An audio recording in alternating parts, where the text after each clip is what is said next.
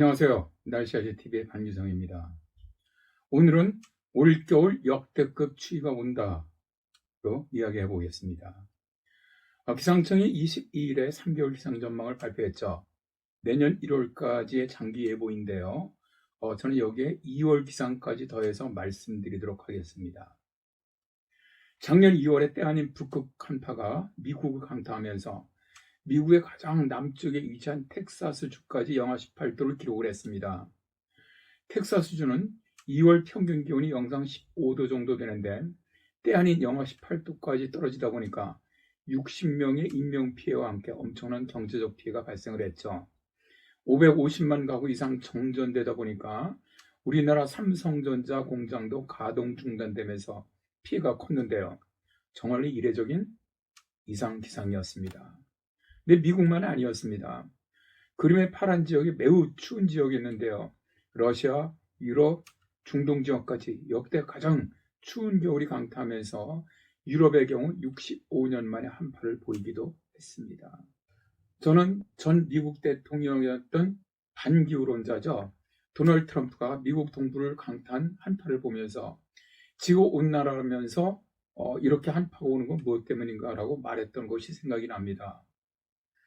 네, 이것은요, 지구온난화의 역설이죠. 지구기온이 상승해서 북극빙하가 녹게 되면 북극기온이 급상승하면서 북극 한기를 가둬두는 제트기류가 약해지고 그림처럼 푸른색으로 표시된 제트기류가 남쪽으로 길게 사행해 내려오면서 북극 한기를 끌어내리기 때문입니다.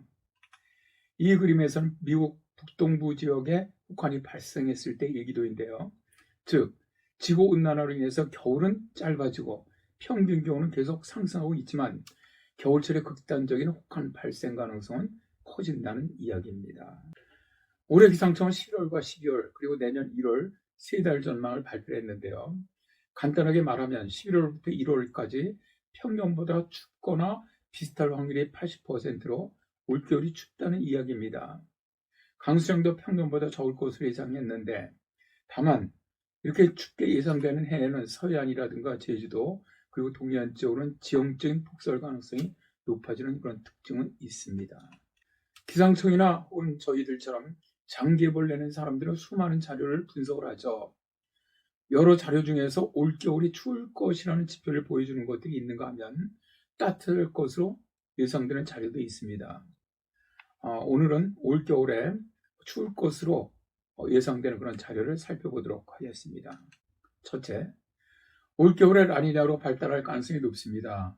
라니냐는 동태평양 해수온도가 평년보다 낮은 현상으로 호주나 아프리카, 동남아 지역은 비가 많이 내리고 남미나 북중미 지역으로는 가뭄이 발생하며 우리나라의 겨울은 추운 경향을 보이죠.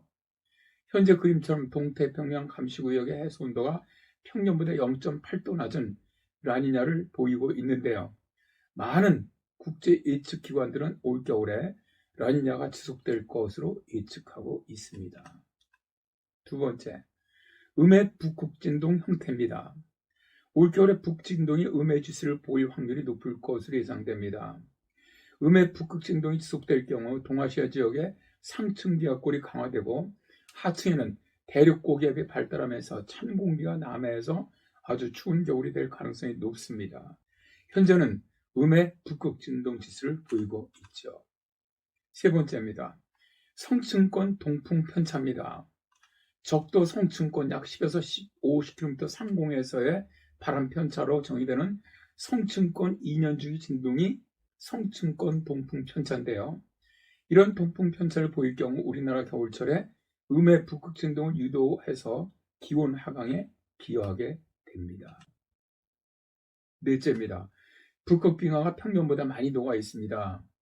그림을 보시는 것처럼 2019년이나 2020년에 비해서는 덜 녹았지만 평년보다는 많이 녹아 있는데요.